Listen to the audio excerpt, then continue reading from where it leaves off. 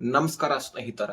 ಈ ಬಾರಿ ಬಜೆಟ್ ಮಂಡನೆಯಲ್ಲಿ ಅಂತೂ ರೈತರಿಗೆ ಬಹಳ ಗುಡ್ ನ್ಯೂಸ್ ಗಳನ್ನೇ ಕೊಟ್ಟಿದ್ದಾರೆ. ಹೌದು, ಯಾಕೆ ಅಂತ ಕೇಳೋದಾದ್ರೆ ಈ ಬಾರಿ ಬಜೆಟ್ ಮಂಡನೆ ಆಗೋಕ್ಕಿಂತ ಮುಂಚಿತವಾಗಿನೇ ರೈತರ ಬೆಳವಣಿಗೆ ಬಗ್ಗೆ, ರೈತರ ಸಬಲೀಕರಣ ಬಗ್ಗೆ, ರೈತರಿಗೆ ಆಗ್ತಕ್ಕಂತಹ ಸಮಸ್ಯೆಗಳನ್ನ ಯಾವ ರೀತಿಯಾಗಿ ಬಗೆಹರಿಸಬೇಕು ಅನ್ನೋದರ ಬಗ್ಗೆ ಸಾಕಷ್ಟು ಚರ್ಚೆಗಳಾಗಿದ್ದಾವೆ. ಸಾಕಷ್ಟು ಇದರ ಬಗ್ಗೆ ಸಚಿವ ಸಂಪುಟ ಸಭೆಯಲ್ಲಿ ಕೂಡ ಚರ್ಚೆ ಆಗಿದೆ. ರೈತ ಮುಖಂಡರು ಕೂಡ ಸಿಎಂ ಅವರ ಜೊತೆಗೆ ಮಾತುಕತೆ ಮಾಡಿದ್ದಾರೆ. ಈ ಬಜೆಟ್ ಮಂಡನೆಯಲ್ಲಿ ಏನಾದ್ರೂ ರೈತರಿಗೆ ಸಿಹಿ ಸುದ್ದಿ ಕೊಡಬೇಕು, ರೈತರು ಬೆಳೆದಿರತಕ್ಕಂತಹ ಬೆಳೆಗಳಲ್ಲಿ ಇನ್ನೂ ಹೆಚ್ಚಿನ ಫಲವತ್ತತೆಯನ್ನ ಬರಬೇಕಂದ್ರೆ ಏನೇನ್ ಕ್ರಮಗಳನ್ನ ಕೈಗೊಳ್ಳಬೇಕು, ಇದೆಲ್ಲದರ ಬಗ್ಗೆ ಚರ್ಚೆ ಆಗಿತ್ತು. ಹಾಗಾದ್ರೆ ಬನ್ನಿ ಸ್ನೇಹಿತರೆ, ರೈತರಿಗೆ ಈಗ ಸದ್ಯಕ್ಕೆ 83 ಲಕ್ಷ ರೈತರಿಗೆ ನಮ್ಮ ರಾಜ್ಯದಲ್ಲಿ ಬಜೆಟ್ ಮಂಡನೆಯಲ್ಲಿ ಘೋಷಣೆ ಆಗಿದೆ. ಯಾವುದೇ ಬಡ್ಡಿ ಇಲ್ಲದೆ ಸಾಲ ಸೌಲಭ್ಯಗಳನ್ನ ಒದಗಿಸಿಕೊಡೋದು. ಈಗಾಗಲೇ ಹಿಂದೆ ನಿಮಗೆ ಸಾಲ ಕೊಟ್ಟಿದ್ದಾರೆ, ಆದ್ರೂ ಸಹಿತ ಅದು ತೀರಿಲ್ಲ, ಆದ್ರೂ ಸಹಿತ ನಿಮಗೆ ಮತ್ತೆ ಸಾಲ ಸಿಗತ್ತೆ. ಹಾಗಾದ್ರೆ ಬನ್ನಿ, ಎಷ್ಟು ಲಕ್ಷದವರೆಗೂ ಕೂಡ ಸಾಲ ಸೌಲಭ್ಯ ಸರ್ಕಾರ ಒದಗಿಸಿ ಕೊಡಲಿದೆ ಅದರ ಬಗ್ಗೆ ಚರ್ಚೆ ಮಾಡೋಣ. ಜೊತೆಗೆ ಪಶು ಸಂಗೋಪನೆಗೂ ಕೂಡ ಬಹಳ ಭರ್ಜರಿ ಗುಡ್ ನ್ಯೂಸ್ ಅನ್ನ ಇಲ್ಲಿ ರಾಜ್ಯ ಸರ್ಕಾರ ಕೊಡ್ತಾ ಇದೆ. ಯಾರು ಪಶು ಪಾಲನೆಗಾಗಿ ದುಡ್ಡನ್ನ ಹೂಡಿಕೆ ಮಾಡಬೇಕು, ನಾವೇನಾದ್ರೂ ದುಡಿಮೆ ಮಾಡಬೇಕು ಅಂತ ಕಾಯ್ತಾ ಇರ್ತೀರಿ ರೈತರು ಅಥವಾ ಯುವಕರು, ಆದ್ರೆ ನಿಮ್ಮ ಹತ್ರ ದುಡ್ಡು ಇರೋದಿಲ್ಲ, ಅಂತವ್ರಿಗೂ ಕೂಡ ದುಡ್ಡನ್ನ ಒದಗಿಸಿ ಕೊಡ್ತಾ ಇದೆ. ಇದ್ರ ಬಗ್ಗೆನೂ ಕೂಡ ಚರ್ಚೆ ಮಾಡೋಣ. ಜೊತೆಗೆ ಬೆಳೆ ಹಾನಿ ಪರಿಹಾರ, ರೈತರಿಗೆ 3 ಅಪ್ಡೇಟ್ಗಳು ಈ ವಿಡಿಯೋದಲ್ಲಿ ಸಿಗ್ತಾ ಇದೆ ಸ್ನೇಹಿತರೆ. ಬಹಳ ಇಂಪಾರ್ಟೆಂಟ್ ಮಾಹಿತಿ, ರಾಜ್ಯದ ಎಲ್ಲ ರೈತರು ಕೂಡ ಈ ವಿಡಿಯೋನ ಮಿಸ್ ಮಾಡದೆ ಕೊನೆವರೆಗೂ ವಾಚ್ ಮಾಡಿ ಸ್ನೇಹಿತರೆ. ಈ ರೈತರಿಗೋಸ್ಕರ ಭರ್ಜರಿ ಗುಡ್ ನ್ಯೂಸ್ ಅನ್ನೇ ಇಲ್ಲಿ ರಾಜ್ಯ ಸರ್ಕಾರ ಬಜೆಟ್ ಮಂಡನೆಯಲ್ಲಿ ಘೋಷಣೆ ಮಾಡಿದೆ. ಒಂದಾದ ಮೇಲೆ ಒಂದು ಗುಡ್ ನ್ಯೂಸ್. ಬೆಳೆ ಹಾನಿ ಪರಿಹಾರ ಮೊಟ್ಟ ಮೊದಲಿಗೆ ಘೋಷಣೆ ಮಾಡ್ತಾರೆ. 6,200 ರೂಪಾಯಿ ಬೆಳೆ ಹಾನಿ ಪರಿಹಾರಕ್ಕೋಸ್ಕರ ಮೀಸಲಿಡ್ತಾ ಇದೀವಿ ಅಂತ ಹೇಳ್ತಾರೆ.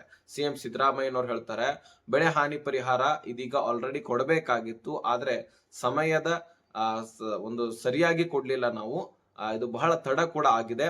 ಸೊ ಹಾಗಾಗಿ ನಾವು ಇದನ್ನ ಈ ಬಜೆಟ್ ಮಂಡನೆಯಲ್ಲಿ ಘೋಷಣೆ ಮಾಡ್ತಾ ಇದೀವಿ.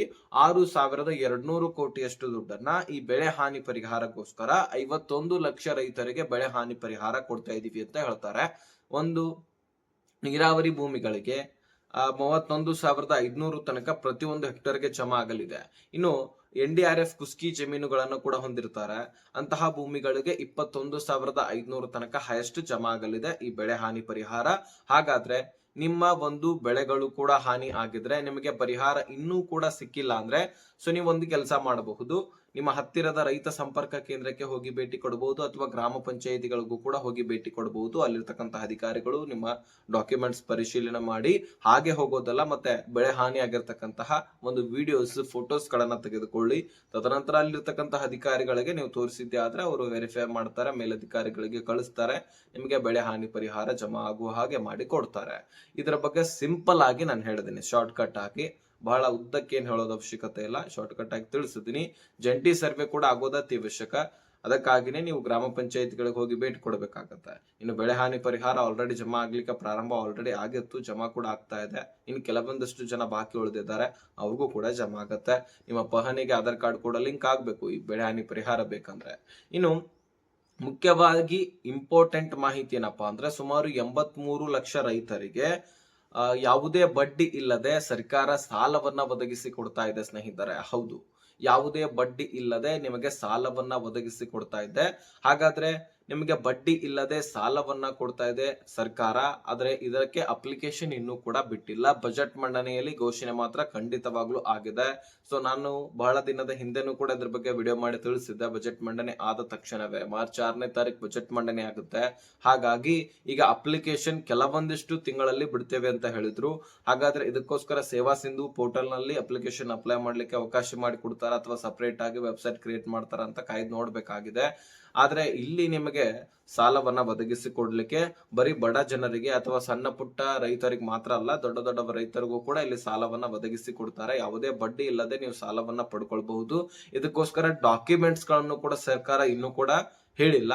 ಅಂದಾಜಿನ ಪ್ರಕಾರ ಪಹಣಿಗೆ ಒಂದು ಆಧಾರ್ ಕಾರ್ಡು, ಬ್ಯಾಂಕ್ ಪಾಸ್ಬುಕ್, ನಿಮ್ಮ ಒಂದು ಇನ್ನಿತರ ರೈತರಿಗೆ ಸಂಬಂಧಪಟ್ಟಂತಹ ಡಾಕ್ಯುಮೆಂಟ್ಸ್ ಗಳು ಇರಲೇಬೇಕನ್ನುವಂತಹ ಮಾಹಿತಿ ಇದೆ. ಹಾಗಾದ್ರೆ ನಿಮ್ಮ ಒಂದು ಪಹಣಿಗೆ ಆಧಾರ್ ಕಾರ್ಡ್ ಲಿಂಕ್ ಆಗಿಲ್ಲ ಅಂದ್ರೆ ಅದನ್ನು ಕೂಡ ಮಾಡಿಸ್ಕೊಳ್ಳಿ. ನಿಮ್ಮ ಆಧಾರ್ ಕಾರ್ಡ್ KYC ಅದು ಸರಿಯಾಗಿ ಅಪ್ಡೇಟ್ ಮಾಡಿಲ್ಲ ಅಂದ್ರೆ ಬಹಳ ದಿನದಿಂದ ಅದನ್ನು ಕೂಡ ಅಪ್ಡೇಟ್ ಮಾಡ್ಕೊಳ್ಳಿ. ಇನ್ನಿತರ ಡಾಕ್ಯುಮೆಂಟ್ಸ್ ಗಳನ್ನ ಕರೆಕ್ಟ್ ಆಗಿ ಮಾಡಿಟ್ಕೊಳ್ಳಿ. ಯಾಕಂದ್ರೆ ಸದ್ಯದಲ್ಲಿನೇ ಅಪ್ಲೈ ಮಾಡ್ಲಿಕ್ಕೆ ಅವಕಾಶ ಮಾಡಿಕೊಡೋರಿದ್ದಾರೆ. ಸುಮಾರು 83 ಲಕ್ಷ ರೈತರಿಗೆ ನಮ್ಮ ರಾಜ್ಯದಲ್ಲಿ ಯಾವುದೇ ಬಡ್ಡಿ ಇಲ್ಲದೆ ಸಾಲವನ್ನ ಒದಗಿಸಿಕೊಟ್ಟು ನಿಮ್ಮ ಬೆಳವಣಿಗೆ ಸಬಲೀಕರಣಕ್ಕೆ, ಉನ್ನತೀಕರಣಕ್ಕೆ ಒಂದಿಷ್ಟು ಹೆಲ್ಪ್ ಕೂಡ ಆಗತ್ತೆ. ಬಡ್ಡಿ ಇಲ್ಲ, ಬರೀ ನೀವು ಸಾಲವನ್ನ ರಿಟರ್ನ್ ಕೊಟ್ರೆ ಸಾಕು ಸ್ನೇಹಿತರೆ. ಖುದ್ದಾಗಿ ರಾಜ್ಯ ಸರ್ಕಾರವೇ ತಿಳಿಸಿರ್ತಕ್ಕಂಥದ್ದು, ಸಿಎಂ ಅವರೇ ಅಪ್ಡೇಟ್ ತಿಳಿಸಿರ್ತಕ್ಕಂಥದ್ದು. ನೀವು ಬಜೆಟ್ ಮಂಡನೆ ಆಗುವಾಗ ಗಮನಿಸಿದ್ರೆ ನಿಮಗೆ ಗೊತ್ತಾಗಿರುತ್ತೆ. ಇನ್ನು ಪಶುಪಾಲನೆಗೆ ಕೂಡ 1 ಲಕ್ಷದವರೆಗೂ ಕೂಡ ಸಹಾಯಧನವನ್ನ ಒದಗಿಸಿ ಕೊಡ್ತಾ ಇದ್ದಾರೆ. ಇದ್ರ ಬಗ್ಗೆ ಈ ಹಿಂದೆ ಈಗ ಬಜೆಟ್ ಮಂಡನೆಯಲ್ಲಿ ಘೋಷಣೆ ಮಾಡಿದ್ದಾರೆ, ಆದ್ರೆ ಹಿಂದಿನಿಂದಲೂ ಕೂಡ ಇದು ಬಂದಿರತಕ್ಕಂಥದ್ದು. ಪಶುಪಾಲನೆ ಅಂದ್ರೆ ಈಗ ಕುರಿ ಸಾಕಾಣಿಕೆ, ಆಡುಗಳನ್ನ ಸಾಕಾಣಿಕೆ, ಎಮ್ಮೆಗಳು, ಆಕಳುಗಳು ಈ ರೀತಿ ಸಾಕಾಣಿಕೆ ಮಾಡಿ ನೀವು ದುಡ್ಡನ್ನ ಸಂಪಾದಿಸ್ತಾ ಇರ್ತೀರಿ. ಈಗ ಶೆಡ್ ಗಳನ್ನ ಕ್ರಿಯೇಟ್ ಮಾಡ್ಲಿಕ್ಕೆ, ಒಂದು ರೆಡಿ ಮಾಡ್ಲಿಕ್ಕೆ ನಿಮ್ಮ ಹತ್ರ ದುಡ್ಡು ಇರೋದಿಲ್ಲ. ಸೊ ಅಂತಹವ್ರಿಗೂ ಕೂಡ ಈ ಧನ ಸಹಾಯವನ್ನ ಸರ್ಕಾರ ಒದಗಿಸಿ ಕೊಡ್ತಾ ಇದೆ. ಹಾಗಾದ್ರೆ ಪಶುಪಾಲನೆ, ಸಂಗೋಪನೆ ಮಾಡೋರಿಗೂ ಕೂಡ ಇಲ್ಲಿ ಅರ್ಜಿಯನ್ನ ಹಾಕಿ ನೀವು ದುಡ್ಡನ್ನ ಪಡ್ಕೊಳ್ಬಹುದು. ಹೆಚ್ಚಿನ ಮಾಹಿತಿಗಾಗಿ CSC ಸೆಂಟರ್ ಗ್ರಾಮವನ್ನು ಕರ್ನಾಟಕವನ್ಗಳಿಗೂ ಕೂಡ ನೀವು ಹೋಗಿ ಭೇಟಿ ಕೊಡಬಹುದು ಸ್ನೇಹಿತರ. ಇದಕ್ಕೆ ಇನ್ನೂ ಹೆಚ್ಚಿನ ಮಾಹಿತಿ ನಿಮಗೆ ಬೇಕಾಗಿದ್ರೆ ಡಿಸ್ಕ್ರಿಪ್ಷನ್ ಅಲ್ಲಿ ಇನ್ಸ್ಟಾಗ್ರಾಮ್ ಲಿಂಕ್ ಕೂಡ ಇರುತ್ತೆ, ಅಲ್ಲಿಂದ ಮೆಸೇಜ್ ಮಾಡಬಹುದು. ಖಂಡಿತವಾಗ್ಲೂ ರಿಪ್ಲೈ ಕೊಡ್ತೀನಿ.